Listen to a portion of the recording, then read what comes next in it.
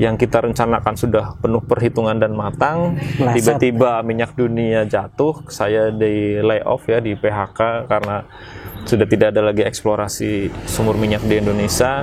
Saya pulang dengan membawa cicilan perbankan yang tadi kita bahas bahwa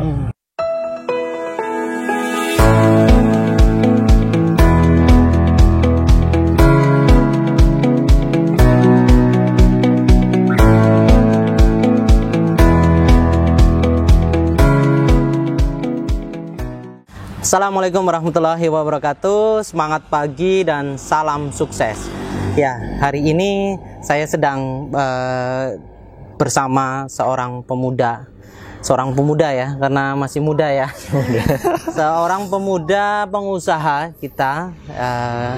Sebenarnya kita dulu bareng ya. Bareng ya. Kita jadi sejarahnya dulu kita pernah bareng duduk sekolah bareng di Jogja.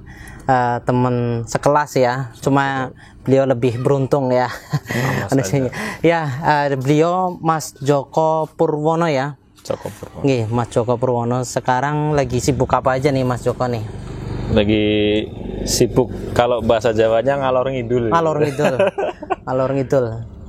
ngidul itu ke utara ke selatan. Jadi dalam artian merintis lah, Mas Sobirin ya, saya Oke. Merintis ya, salah satunya yang ada di belakang kita ini ada Taman Anggur Cilacap. Oh, Taman Anggur ya? Ya, jadi judulnya sebenarnya Taman Anggur, cuma kita masih fokus ke pembibitan. Jual bibit dulu. Untuk hasil anggurnya itu masih dalam tahap proses ya. Oke. Seperti itu. Oke, siap. Ini Taman Anggur ini berarti salah satu usahanya Mas Joko nih. Jadi sebenarnya ini usaha komunitas. Sebenarnya. Jadi komunitas anggur di Cilacap itu kan punya hobi menanam anggur sampai dengan membuahkan di rumahnya masing-masing. Nah, karena kita menginginkan usaha bersama, usaha bareng, jadi kita akhirnya menyepakati untuk mendirikan salah satu unit usaha bareng. Nah, itu makanya berdirilah Taman Anggur Cilacap. Taman Anggur Cilacap, ya, TAC lah, kita nyebutnya TAC. Ini sudah berapa tahun Mas ini? Ini berdiri 1 tahun lebih lah. 1 tahun lebih ya. Jadi kita di tengah-tengah pandemi corona kalau nggak salah kita mendirikan ini. Siap. Berarti ini bisa gandeng berapa ini nih komunitas ini? Teman-teman komunitas ada berapa orang yang tergabung di TAC. Di TAC ini kita ada 10 orang. Jadi 10 orang ya. Dari komunitas itu kan sebenarnya banyak. Cuma intens yang berkeinginan untuk membuat usaha bareng itu 10 orang. Jadi 10 orang itu kita sebutnya sebagai foundernya dari TAC ini. Kemudian kita bantingan ya, kita bantingan modal.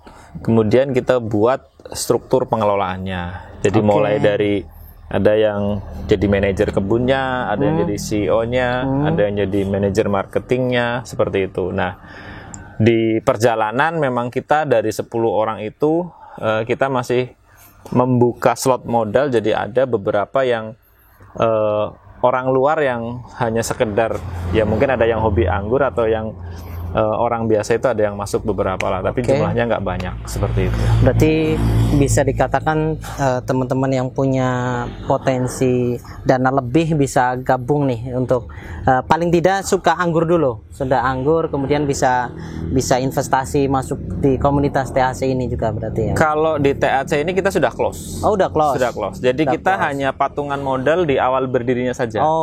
Jadi untuk saat ini kita sudah nggak ada, kalau di TAC ya, kalau di TAC itu kita udah nggak ada untuk pembukaan investasi lagi, udah nggak ada kalau di TAC-nya.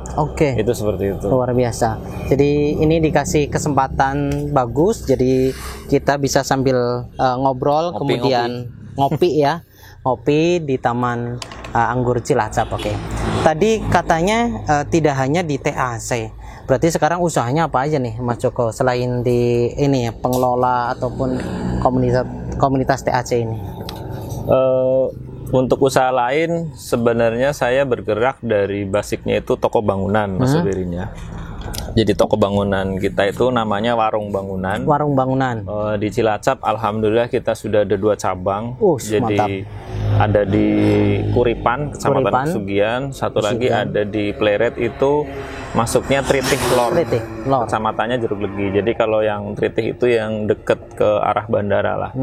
Seperti itu. Itu untuk toko bangunan. Itu alhamdulillah sudah berjalan 5 tahunan lah. 5 tahunan itu usaha awal saya. Terus berikutnya ada paving. Jadi kita bikin paving block dengan brand ABC Paving. Kebetulan saya pakai seragamnya nih, ABC. ABC apa itu, Mas? ABC itu sebenarnya singkatan dari Amanah Berkah Jamaah. Mantap, Amanah Berkah Jamaah. Ya, jadi doa ya. Doa. Jadi kita melaksanakan sebuah amanah yang mencari keberkahan dari proses berjamaah. Berarti bisa dikatakan usaha bareng-bareng nih. Betul, Mas Abiri. Jadi termasuk yang yang mengilhami beberapa usaha saya, termasuk ini kita bagaimana bisa berjalan bareng-bareng itu. Saya mulai belajar mengelola bisa dikatakan kepercayaan amanah tadi itu berawal dari ABC ini. Jadi di ABC ini saya kebetulan dikasih amanah untuk membuat pabrik paving lah. Jadi saya punya basic skill di jualan batako, produksi batako kecil-kecilan, paving juga berjalan kecil-kecilan. Kemudian kita bersirkah, menyatukan modal, kemudian berdirilah ABC itu. Seperti itu, Mas Subir. Oke. Jadi tadi TAC itu juga ngajak komunitas. Kemudian di ABC sendiri Amanah Berkah Jamaah itu juga mengajak komunitas jamaah. Betul, gitu. Kenapa sih nggak usaha sendiri aja, Mas? Jadi kenapa sih harus rame-rame gitu kan? Lumayan tuh kalau umpamanya buka sendiri kan profitnya lumayan nih buat sendiri aja gitu. Gimana, Mas? Itu alasannya gimana? Jadi gini, Mas, sedikit cerita ya. Jadi di toko bangunan itu saya murni sendiri. Jadi di toko material itu saya sendiri. Itu yang namanya usaha itu pasti tidak lepas dari yang namanya capital atau modal. Ya, sekecil apapun usaha itu ketika baru mulai pasti membutuhkan tidak hanya skill, tidak hanya relasi, pasti ada modal. Walaupun kecil ya. Misal kita usaha cilok pun kan harus punya uang untuk beli terigu, untuk beli plastiknya gitu kan. Gerobaknya seperti itulah. Nah, di toko bangunan ini saya awalnya benar-benar berpartner dengan perbankan. Ya konsep perbankan kan Mas Sobirin mungkin sebagai pengusaha tahu ya, mau untung nggak untung, mau untuk hasil banyak hasil sedikit, mau rame nggak rame, intinya bulanan kamu harus setor, bulanan harus lancar gitu ya. Artinya gini, kita menukar sesuatu yang nggak pasti. Yang namanya kita jualan bisnis kan nggak pasti ya, kadang laku, kadang rame, kadang kurang rame. Kita harus mengembalikan modal dengan perbankan secara pasti. Nah, itu yang ketika siklusnya nggak sinkron, ya yang dialami adalah ya mumet lahir batin gitu ya. Dari situlah saya belajar bahwa ternyata aspek yang tidak bisa dihilangkan adalah capital atau modal tadi. Itu ternyata bisa disubstitusi atau digantikan dengan tidak dengan perbankan, tapi dengan kekuatan berjamaah, kekuatan bareng-bareng lah gitu loh. Cuma ada cumanya, yang namanya kita mengelola dana orang itu kita harus mengedukasi, kita harus memberikan wawasan bahwa yang namanya bersirkah itu tidak hanya seperti orang nabung di bank, deposito, taunya untung, nggak ada risiko gitu kan. Jadi yang namanya usaha pasti kan ada potensi untung, ada potensi rugi. Resikonya ya kalau nggak rugi ya berarti untung gitu ya. Betul. Itu resikonya cuma itu ya. Mas Amirin paham lah. Seperti itu, Mas. Jadi di usaha-usaha setelah toko bangunan saya lebih cenderung ke bersirkah atau bekerja sama. Ya. Kalau pakai modal sendiri ya mungkin bisa, tapi kan kita butuh sekian tahun untuk menabung baru membuka usaha baru. Sedangkan ketika kita ya makanya ada istilah ketika kita gotong royong bersatu kan kita kuat kan. Kalau kita hanya sendiri-sendiri ya, misal saya punya kemampuan mengumpulkan modal 1 juta sebulan. Berarti kalau saya harus buka usaha dengan modal 100 juta, saya harus mengumpulkan 100 bulan dong, Mas. Iya. Tapi bukannya kalau di sisi sudut pandang usaha itu justru menguntungkan ekonomis, dalam artian 2 tahun ganti, wah berarti peluang tahun ketiga beli lagi dong gitu. Makanya kita butuh waktu 2 tahun Mas untuk edukasi. Oh gitu. Jadi kita nggak bisa ngomong penjualan di tahun pertama sampai tahun kedua. Karena kita belum bisa head to head membuktikan bahwa tuh paving yang ekonomis belum ini paving teruji, ABJ, belum teruji. Makanya kita overload setelah tahun kedua. Itu seperti itu. Kita sekarang kondisinya bisa dikatakan overload. Jadi antara pesanan dengan produksi kita itu sudah timpang. Itu seperti itu. Cuma ya kembali lagi, setiap usaha yang dibentuk pasti punya kapasitas. Seperti itu. Jadi di tahun pertama kayak kita membangun itu benar-benar kayak orang-orang sekitar itu kan ini paving baru tuh yang ditawarkan Mas Joko CS ini, kita buktikan dong 1 tahun 2 tahun bagus. Nah tahun ketiga baru tahun kedua ya tadi sudah mulai banjir pesanan. Nah dalam artian gini Mas, kalau ini bisa bertahan kira-kira berapa tahun?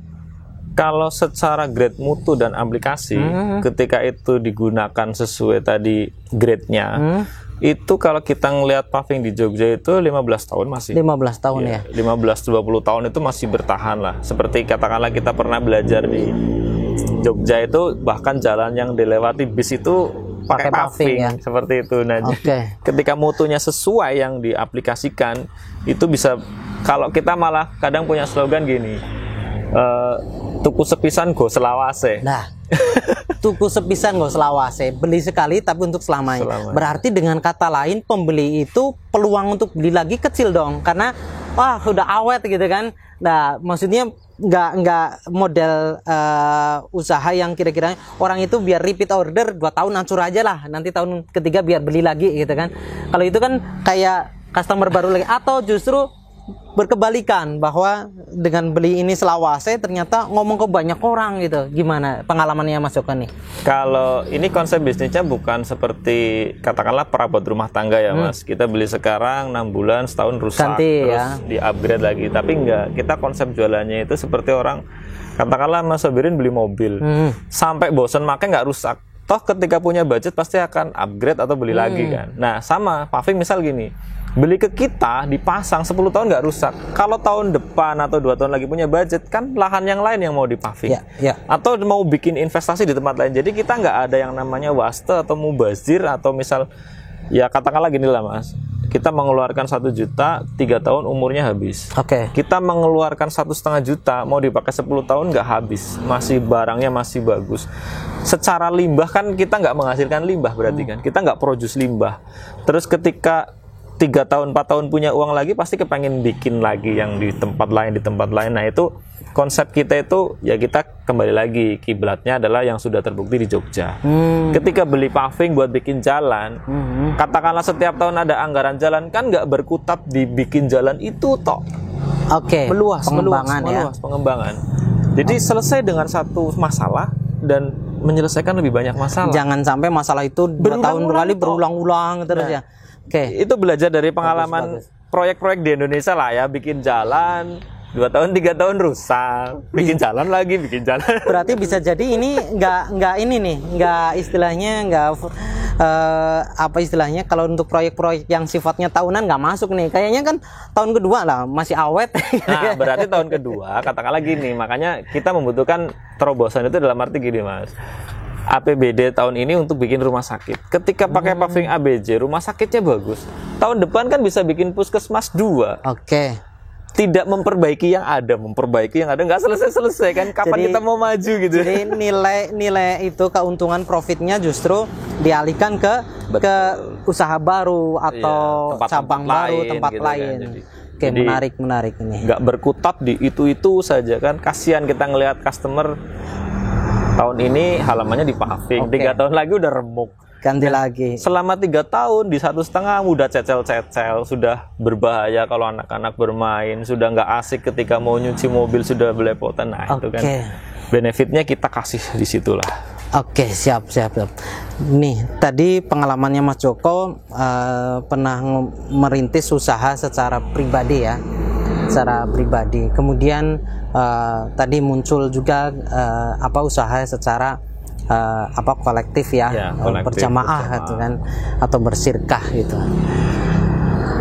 Apakah ada pengalaman yang kiranya menyebabkan Mas Joko itu kayak kini harus bersirkah aja nih daripada sendiri gitu kan, atau pengalaman secara yang mungkin pas pada titik bawah atau seperti apa? Jadi tadi saya sampaikan bahwa dari usaha pribadi, permodalan pribadi yang saya melibatkan perbankan, kenapa menjadi berjamaah itu juga qadarullah ya Mas. Artinya itu di luar kehendak saya, tiba-tiba terjadi aja gitu. Artinya ketika saya stagnan dengan satu usaha yang dalam kondisi terpuruk, tiba-tiba ada teman-teman yang siar ya anti riba dan lain-lain, yang tidak hanya anti riba tapi juga bergerak di solusi. Kalau orang cuma negur, jangan itu riba, itu kan hanya menegur ya, tapi kita menghadirkan solusi bahwa di samping jalur ini ada jalur bersikap. Nah, qadarullahnya usaha yang saya emban itu alhamdulillah berjalan sampai detik ini, sampai 3 tahun lebih. Jadi kalau di saya itu, saya merasa bahwa ketika saya membangun usaha itu ada sebuah amanah yang besar, tapi juga hadir ketenangan. Ketenangan dalam arti gini, ketika kita sudah membuat produk, penjualannya masih belum naik, saya posting lah di grup, ayo teman-teman doa bareng-bareng, ini produknya sudah tercetak banyak, mudah-mudahan cepat laku. Nah, kalau diamini 40 orang aja kan udah apalagi ini katakanlah investornya ada 70 ya kan, berarti yang mengamini lebih banyak lagi. 70 doa kan? Iya, 70 doa di situ. Kalau itu separuhnya aja diijabah kan, luar biasa. Oke, pernah punya pengalaman pahit Mas dalam menjalankan usaha yang dari merintis sampai sekarang? Kalau pengalaman pahit yang namanya usaha kan jatuh banget ya Mas Berin. Artinya tadi yang manusia punya rencana, mungkin rencana manusia saya akan mendirikan ini di tahun kedua seperti ini, di tahun seperti itulah. Jadi dulu awalnya saya bekerja di salah satu perusahaan asing di Indonesia. Saya mendirikan toko bangunan itu sebenarnya untuk bekal pensiun. Jadi visi misi lah, kalau saya menyebutnya adalah visi misi hidup saya adalah saya bekerja, saya starting usaha dengan permodalan perbankan, ini yang akan menjadi tabungan 10 tahun saya. Jadi saya bekerja, 10 tahun gaji saya akan saya kembalikan ke perbankan, saya dapat modal dari perbankan untuk membentuk 10 tahun ini. Nah, artinya di situ kita sudah punya pandangan bahwa nanti di tahun kedua, ketiga dan seterusnya akan seperti ini. Tapi qadarullah lagi, rencana Allah berbeda dengan rencana manusia. Ternyata dan kun fayakun aja, Allah jatuhkan jatuh aja, blok nyungsep aja. Jadi artinya yang kita rencanakan sudah penuh perhitungan dan matang, tiba-tiba minyak dunia jatuh, saya di layoff ya, di PHK karena sudah tidak ada lagi eksplorasi sumur minyak di Indonesia. Saya pulang dengan membawa cicilan perbankan yang tadi kita bahas bahwa beliau mau jualan nggak jualan, cicilan harus jalan. Nah, padahal usaha yang baru berdiri 1,5 tahun kan masih prematur Mas. 1,5 tahun bayi bisa apa gitu kan. Apalagi bekal saya adalah bekal seorang karyawan, bukan seorang pengusaha yang secara mindset sudah harus 180 derajat berbeda. Secara skill manajemen yang tadinya saya hanya seorang mekanik yang siap melaksanakan, sekarang harus bagaimana caranya mengirim, bagaimana caranya memaintain customer, bagaimana caranya stok barang dan macam-macam. Itu kan kayak orang jatuh ketimpa tangga, jadi udah jatuh ketimpa tangga, nyungsep deh gitu. Nah, itulah kondisi tersulit yang harus dilewati di fase saya waktu itu. Jadi usaha baru mulai dibuka, kita belum ngomong running ya, baru starting, baru mulai banget. Ternyata pembiayaan yang mensupport usaha itu yang tadinya di cover dari kerjaan saya harus kayak tiba-tiba ya, jadi orang jatuh, nggak cuma jatuh tapi kepalanya dinyungsepin. Itu berarti malah lebih sakit lagi ya, jadi udah nggak bisa ya mungkin kalau diceritakan akan sangat menyedihkan gitu. Tapi ya pasti setiap, kalau saya rasa begitu sekarang katakanlah saya sering melihat vlog-vlog orang-orang yang sukses, itu malah justru bahwa setiap orang yang sukses itu pasti mempunyai background perjuangan yang luar biasa itu yang saya tangkap di situ. Jadi kadang ketika mendengar atau melihat vlog-vlognya kayak pengusaha-pengusaha besar Indonesia, saya jadi malu, berarti ujian yang saya alami mah belum ada apa-apa gitu ya. Jadi untung aja saya waktu itu nggak, istilahnya apa ya, kita ketemu dengan orang-orang baik. Allah mempertemukan saya dengan teman-teman yang bisa mensupport secara kekuatan mental, terus kembali menghadap bahwa ini dihadapi loh gitu loh. Dan ternyata di luaran sana pengusaha-pengusaha hebat itu ujiannya lebih gini-gini. Jadi saya merasa masalah saya hanya seujung kukunya masalah mereka gitu. Jadi kalau malu kalau mengeluh gitu. Jadi mengeluh, wah di sana bisa bertahan ya. Gitu. Misal hutang kita segini, itu hutangnya sekian gitu.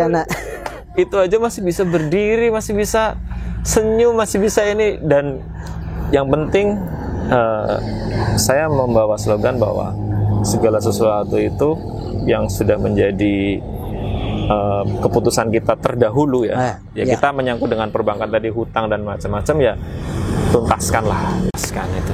Kita yang mulai, kita yang berani menyelesaikan, bahkan sampai finish ya. Sampai finish. Jangan sampai lari dari masalah lah. Hadapi, insya Allah pasti Allah kasih jalan. Jangan lari dari masalah. Jangan lari dari masalah. Oke, ini menarik ya, karena basic keilmuannya sama sebenarnya. Kita basicnya teknik mesin ya.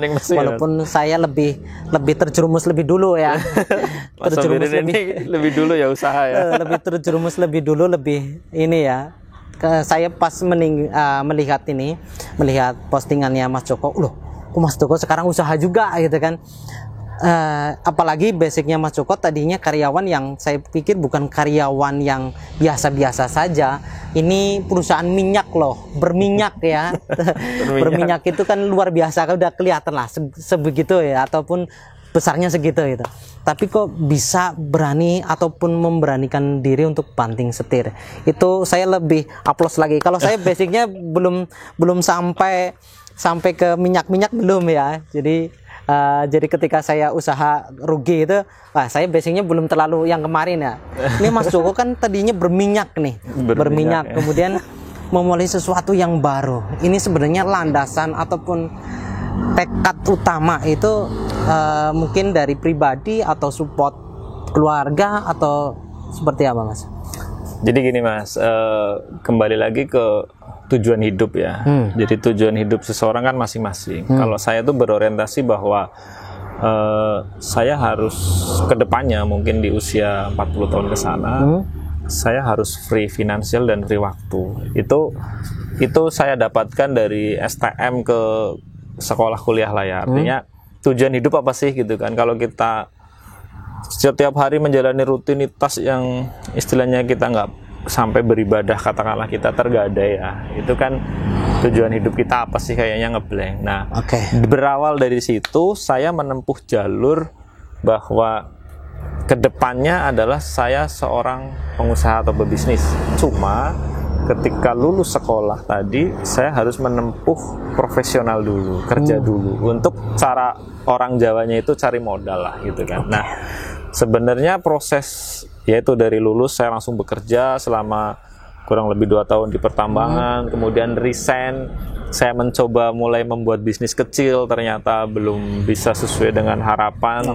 Saya terjun lagi ke dunia kerja, kemudian tadi saya sampaikan, saya merancang bahwa saya kerja di dunia migas lah ya, kita sebut dunia migas itu saya sebagai teknisi, berarti murni profesional, nggak ngerti yang namanya apa-apa tentang bisnis itu. Saya membuat plan, saya 10 tahun ke depan harus bisa pensiun dari sini dengan pendapatan yang harusnya lebih besar. Makanya saya ngeplankan 10 tahun dari mulai saya kerja di migas itu. Nah, alhamdulillahnya ketika saya sudah berumah tangga, istri support. Jadi artinya kita nggak begitu lama setelah menikah sudah mulai meniti jalur membuat usaha. Cuma yaitu qadarullahnya adalah ke akselerasi mas, percepatan. Yang tadinya saya 10 tahun katakanlah santai-santai membuat bisnis, ini baru tahun kedua ya, belum tahun kedua saya udah dijungkelin, kamu harus mau nggak mau kamu makan di situ, mau nggak mau kamu bertahan di situ karena nyari kerja ya, nyari kerja kemana-mana di bidangmu waktu itu tuh nggak ada. Ibaratnya minyak dunia di 2014-15 itu kan sudah hancur ya, jadi mau ngelamar kemanapun kalau masih di dunia migas ya nggak ada. Kondisinya lagi seperti itu ya. Lagi seperti itu. Jadi pertama memang sudah menjadi visi misi hidup bahwa kalau kita jadi pengusaha, kita ownernya kan setidaknya kita yang mengatur lah ritme kerja kita, kapan kita mau ngontrol usaha kita, kapan kita mau lembur, kapan kita mau full seharian ngurusin usaha. Nah, tapi kan waktu itu kita yang merdeka. Satu itu. Kita yang ngatur ya. Ya, terus keduanya free financial itu kembali ke rasa syukur kita lah ya. Seberapa kurang. Oke. Gitu kan. Sepakat. Tapi kalau kita sudah bisa memanage terus mengalokasikan tabungan untuk anak-anak sekolah, saya kira itu free financial kan. Kalau di Islam malah selama di rumah kita ada makanan untuk besok itu kita sudah free financial loh mas. Oke. Ya, ternyata dalilnya seperti itu loh. Lebih sederhana. Lebih sederhana lagi. Terkadang memang kita terbebani oleh gengsi ya. Betul. Gengsi ya. Jadi sebenarnya kebutuhan kita hidup itu ya sederhana gitu kan. Saja, gitu. Minimal buat makan besok udah tercukupi. Iya betul. Oke, gini mas.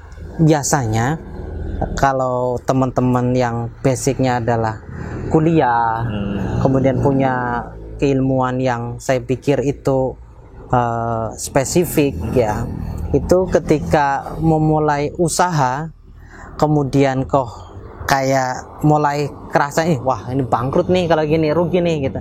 Biasanya muncul lagi gimana caranya saya mau daftar kerja lagi lah gitu, kerja lagi. Atau kalau dulu saya pribadi sih memang gitu mengalami ya, ketika saya usaha jamur, ketika collab gitu, saya berpikir saya mau daftar kemana lagi jasa ini ya gitu kan, sampai pada titik kayak putus asa jadi di usaha gitu. Nah Mas Joko ngalami itu nggak, fase dimana dari profesional kemudian jadi wira swasta, kemudian mengalami titik rendah, berpikiran lagi untuk gimana caranya saya mau kembali ke profesional lagi nggak gitu? Kalau di saya sih tadi ya Mas, sebenarnya kita kadang merasa di zona nyaman pekerjaan ya. Jadi selama saya katakanlah 3 kali di tempat kerja yang berbeda, itu saya kerasa betul bahwa ada satu perusahaan, yaitu di perusahaan saya yang terakhir itu saya merasa nyaman. Artinya gini, kerja saya sudah ada ritmenya, berangkat pagi terus sore mungkin malam pulang, kita ada di mes, tapi setiap periodikal waktu nggak sampai sebulan saya bisa pulang ke rumah ketemu anak istri, dan waktunya juga nggak sebentar, sampai 2 minggu lah. Kalau kita ngomong roster on off lah ya, kita on 4 minggu, off 2 minggu, itu sebenarnya sudah sangat nyaman. Nah ketika kita terjun di dunia usaha yang besok mau ngomset berapa nggak tahu, terus kita harus kewajiban membayar customer setiap bulan pasti ada gitu kan. Memang pasti kita mengalami lah fase-fase di mana saya di perusahaan sehari bisa didapat dengan skill saya 1 juta katakanlah kan. Saya mikir sebegitu berat dari pagi sampai malam membangun usaha, berjualan, mungkin dapat 1 juta tapi biaya karyawan dan operasional 800.000 Mas. Gitu ya. Artinya kita ada di skala berapa yang kadang memang muncul godaan-godaan seperti itu. Apa saya kerja lagi aja, daftar kerja lagi aja. Nah, kembali lagi tadi ke apa yang kita yakini saja lah gitu. Artinya kalau memang masih mau kerja lagi, memang itu belum bisa fokus di situ, ya nggak apa-apa menurut saya kerja lagi. Selama karir itu masih ada, terus memang.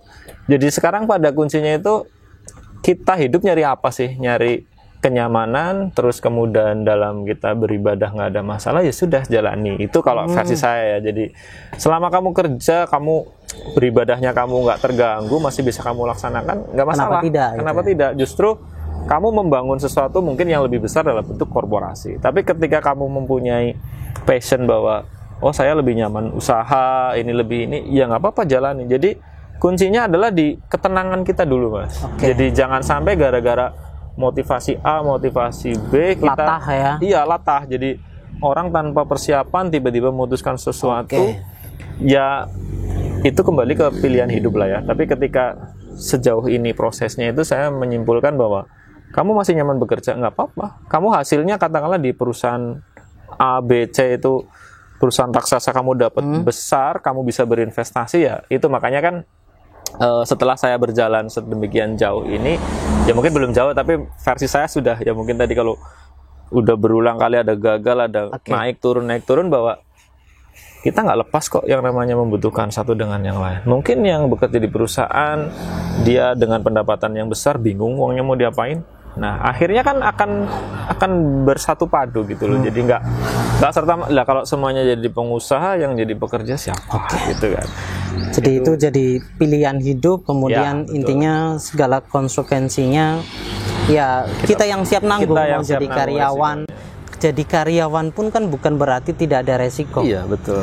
Dan dalam bisnis pun sama. Tetap ada resiko. Jadi itu kembalikan terserah teman-teman semuanya. Jadi tujuannya itu mau apa, itu sebenarnya segala sesuatunya ada konsekuensinya. Tadi Mas Joko masalah tadi masa-masa transisi dari profesional bekerja kemudian menjadi entrepreneur itu berapa lama Mas masa-masa transisinya, berpikir sampai berulang-ulang sampai tanya keluarga dan sebagainya, akhirnya memutuskan ya wis aku tak ya baik gitu ya, ini saja yang saya geluti, bismillah gitu. Jadi kalau transisi itu yang kerasa banget itu di 2 tahun pertama. 2 tahun pertama. Ya, 2 tahun pertama itu cuma waktu itu saya nggak ada pilihan lain ketika mau mengambil pekerjaan juga nggak ada yang sesuai dengan keinginan gitu kan. Dalam artian misal tadi kita ekspektasinya ketika kita bekerja juga kita mendapatkan pendapatan yang seginilah, kita punya patokan sendiri. Tapi ketika beberapa tempat sudah kita apply dan memang rata-rata offeringnya nggak sesuai dengan hitung-hitungan kita, ya sama aja mending di rumah gitu kan, mending apa yang sudah dibuka kita geluti gitu kan. Itu kurang lebih 2 tahun Mas. 2 tahun ya. Cuma alhamdulillahnya kalau di saya itu kita orang desa ya, jadi kita nggak kenal dengan istilah gaya hidup. Jadi memang dari awal itu saya udah diajari sama orang tua itu untuk prihatin lah Mas. Jadi seberapapun besar pendapatan kamu, jangan merubah gaya hidupmu.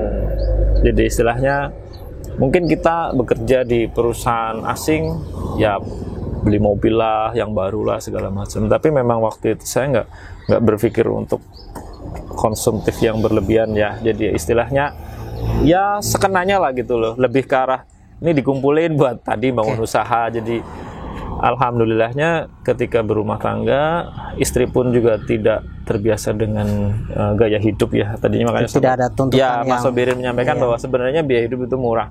Nah itu yang alhamdulillahnya saya alami bahwa biaya hidup itu murah dan sederhana. Dan karena kita nggak ada gaya hidup yang neko-neko ya, transisi 2 tahun itu ya alhamdulillahnya bisa dilewati bareng-bareng dengan ya mungkin Mas Sobirin lebih inilah ya kalau urusan berjuang dari awal itu saya juga melihat lebih banyak pengalaman bangkrutnya maksudnya. Bukan, maksudnya gini, Mas Sobirin berjuang lebih awal itu saya udah melihat bahwa wah ini aja bisa konsisten gitu kan, menggeluti usaha. Kenapa sih saya yang ibaratnya dimulai belakangan sudah ada modal dari kerjaan juga masuk gitu, kenapa nggak bisa saya tekuni gitu kan. Apalagi di dalam bisnis komoditi material ini kan sudah banyak sukses story-nya dari yang sudah 2 generasi 3 generasi sudah sukses. Berarti kan intinya keyakinan bahwa ini ada jalur suksesnya loh ketika menekuni usaha ini. Itu sih yang saya pegang. Oke. Jenengan kira-kira sepakat nggak ketika terkadang banyak orang yang ketika memulai usaha gimana caranya fokus ke skill harus di up gitu. Tetapi secara kereligiusan ownernya, secara keyakinan tadi, secara kebiasaan habitnya itu tidak diubah, tidak itu. Sepakat nggak ketika banyak orang yang gagal karena fokus ke skill bukan ke perbaikan secara sendiri? Karena kalau saya lihat banyak orang-orang sukses itu ketika sudah mulai menjajakan ke ini usahanya, dia akan cenderung lebih religius, ya, cenderung lebih religius. Kemudian akhirnya kayak usahanya itu kayak enak gitu, mengalir gitu. Jadi gini Mas, kalau urusan lebih religius dan lain-lain itu, jadi gini ya, kalau kita melihat bahwa kesuksesan itu kan setiap orang tadi parameternya beda ya. Kalau kita melihat parameternya adalah duniawinya, suksesnya adalah pencapaian aset, omset dan lain-lain. Setiap orang mau yang religius yang enggak, mau yang kuat agamanya mau yang enggak, itu punya potensi yang sama dengan tadi. Skill itu kan berarti kita rezeki yang diikhtiarkan ya, rezeki yang diupayakan dengan skill tadi. Ketika kita ngobrol masalah lebih religi itu kan sudah masalah keyakinan. Kalau kita orang Islam itu kan rezeki ada kalau nggak salah 4 ya, rezeki yang memang sudah dijamin sama Allah gitu kan. Orang makhluk apapun ketika itu bergerak gitu kan, itu dijamin rezekinya kan. Ya. Kedua adalah rezeki yang diupayakan, yang diikhtiarkan, mau Islam mau bukan, semuanya ketika orang itu berikhtiar dia berhak mendapatkan rezekinya. Sudah dijatah. Iya. Ketiga rezekinya orang yang beriman. Kalau iman kan kita sudah ngomong yakin ya. Nah, dan yang terakhir adalah rezekinya orang yang bertawakal. Jadi kalau udah levelnya sudah mungkin dari pengusaha itu main skill dulu. Skill berusaha, ternyata di dalam skill kita juga butuh yang namanya keyakinan tadi. Kita harus beriman, maksudnya memperbaiki hubungan kita dengan Sang Pencipta. Dengan hasilnya adalah ketika kita memperbaiki hubungan kita dengan Sang Pencipta, katakanlah tadi lebih religi, ternyata itu akan mempermudah hubungan kita dengan orang lain. Jadi kita berbagi vertikal baru horizontal akan gitu kan. Jadi katakanlah gini ya Mas, menurut saya sekomitmen apapun orang ketika hubungan dia dengan Tuhannya nggak bagus, itu biasanya hubungan horizontalnya juga ya mungkin satu sisi bisa dipegang, satu sisi juga enggak, karena saya anggap dia belum selesai dengan dirinya sendiri. Itu seperti itu. Makanya kalau korelasinya antara apakah yang murni skill itu usahanya bisa sukses, yaitu kembali rezeki yang diperjuangkan dengan skillnya dia. Tapi kalau kita ngomong orang yang makin religi segala macam, itu sudah di level atasnya lagi. Menurut saya seperti itu. Jadi pilihan ya. Iya, jadi dia sudah selesai dengan skillnya. Kadang kan seperti ini Mas, ketika kita hubungan kita dengan secara vertikal dengan Allah belum bisa bagus, kita mau mempercayakan sesuatu itu rasanya susah. Khawatir dikhianati, khawatir dicurangi, khawatir ditinggalkan, itu manusiawi sekali. Jadi sampai kapanpun usaha yang tidak bisa mendelegasikan, menurut saya nggak bisa berkembang besar.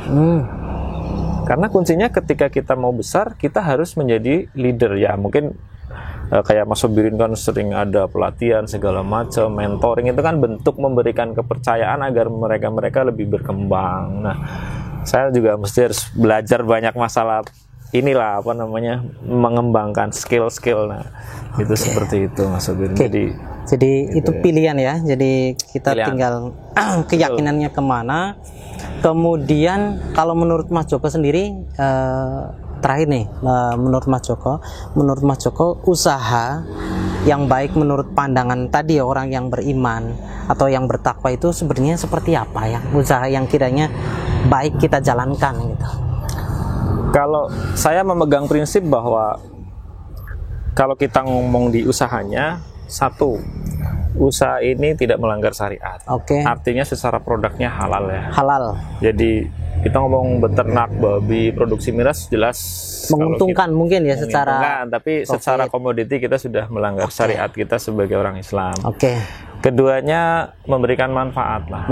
Jadi dengan adanya usaha kita bisa memberdayakan lingkungan untuk bekerja, otomatis mereka mendapatkan nafkah. Jadi kalau saya bilang manfaat ini adalah kita menjadi bagian dari infrastruktur rezeki banyak orang. Jadi kalau sudah secara komoditinya sudah bagus, tidak melanggar syariat, kedua memberikan manfaat. Dan ketiga kita lebih melihat bahwa dengan adanya usaha itu kita justru makin tenang menghadap Allah atau khawatir. Kalau itu menjadikan kita makin tenang, kita memberikan keleluasan waktu untuk beribadah, Itu syarat nomor 3-nya. Kereligiusan Ya, bisa dan syarat keempatnya adalah kita memberikan manfaat bagi orang lain, terutama customer kita. Jadi manfaat ke tenaga kerja kita juga. Yang keempat adalah manfaat ke orang lain. Ibaratnya gini Mas, oke lah kita jualan produknya nggak haram, tapi ketika kita jual ke orang, itu akan menjadi tadi benefitnya, antara benefit dengan harga yang dia bayarkan akhirnya memberikan dampak kerugian. Atau misalnya tadi kenapa sih saya jualan paving block harganya mahal, tapi kalau kita ngomong kan sebenarnya saya jualan itu untuk menyelamatkanmu, untuk memberikan benefit ke kamu, itu lebih dari yang produk-produk yang ada. Cuma kita harus mengedukasi dulu segala macam. Nah itu yang menurut saya ada 4 hal lah gitu loh. Dan yang terakhir, cara pengelolaannya adalah harus kita menjunjung tinggi yang namanya kejujuran. Kejujuran. Sebagus apapun usaha, semelesat apapun, kalau landasannya nggak jujur, menurut saya itu hanya bom waktu aja. Oke. Seperti itu. Ya, luar biasa. Kita dapat insight 5 dari Mas Joko dalam memulai usaha, apalagi yang usaha bagi orang-orang yang punya karakter iman ya, dalam artian keyakinan itu yang pertama adalah halal ya. Usahanya tidak melanggar syariat ya. Jadi ya halal ya. Kemudian yang kedua manfaat ya. Manfaat itu tadi sampaikan nomor 2 sama nomor 4 ya. Manfaat untuk karyawan tim ya, dan super tim dan lain sebagainya. Kemudian manfaat yang keempat adalah manfaat untuk customer ataupun partner, relasi dan lain sebagainya. Jadi ini mengaplikasikan bahwa sebaik-baiknya manusia adalah manfaat untuk orang lain ya. Oke, kemudian yang ketiga tadi mengenai ketenangan ya. Apakah dengan usaha itu kita semakin tenang atau semakin gelisah gitu kan? Gimana malah harus utang sana, nutup ini itu dan lain sebagainya. Jadi usaha yang kalau bisa yang membuat kita itu tenang gitu kan. Kemudian yang kelima adalah jujur ya. Jujur sudah dicontohkan oleh suri teladan kita ya.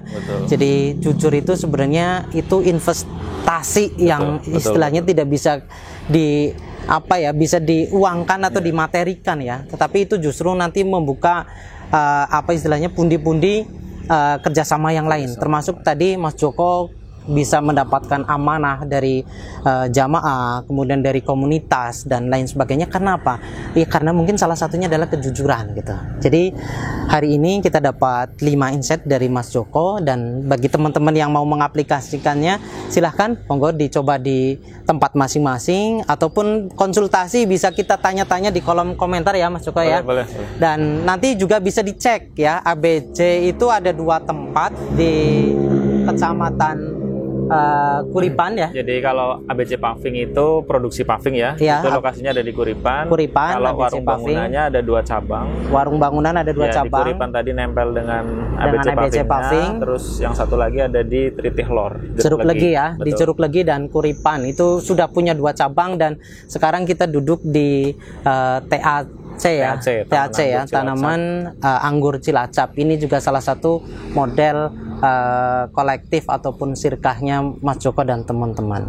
Jadi teman-teman bisa cek langsung, bahkan bisa main langsung, terbuka ya Mas ya. Terbuka, mungkin setelah melihat video ini, saya pengen mau beli bibit boleh, atau sekedar pengen dapat ilmu dari Mas Joko dan sebagainya, asal janjian dulu ya, karena beliau sibuk ya. Tapi ada admin yang selalu buka dari jam 8 sampai jam 4. Jam 8 sampai jam 4 di admin di TAC maupun di ABC Group terbuka ya. Buka minggu tetap buka.